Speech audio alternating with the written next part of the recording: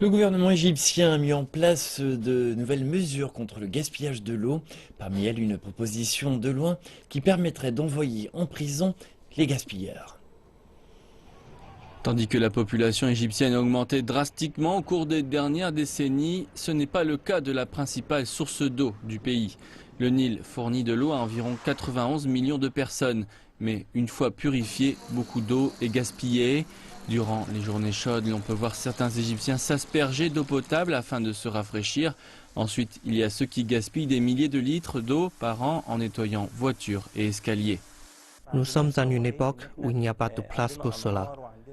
Il y a des compagnies du gouvernement qui dépensent énormément pour produire de l'eau potable.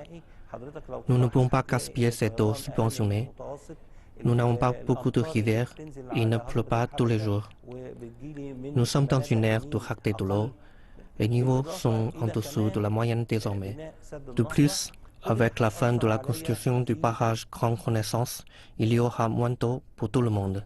Pour que ce message arrive dans les foyers et que les Égyptiens économisent l'eau, le gouvernement a décidé d'être strict. Il a suggéré une loi dans laquelle les gaspilleurs d'eau se verraient imposer une amende et même la prison. La loi doit encore être approuvée par le Parlement. Pour le moment, les contrevenants risquent jusqu'à 300 $ d'amende s'ils gaspillent de l'eau.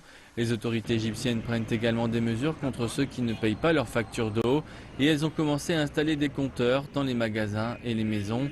L'Égypte augmente aussi son investissement dans les projets de désalinisation. Nous développons nos projets de désalinisation de l'eau de mer. Tous les gouvernements côtiers investissent dans la désalinisation. Avant, nous prolongions l'eau du Nil dans des tuyaux d'environ 400 km jusqu'à ces endroits. Cela faisait exploser notre budget de maintenance. Un mètre cube d'eau coûtait 10 livres. Avec la désalinisation, c'est 5.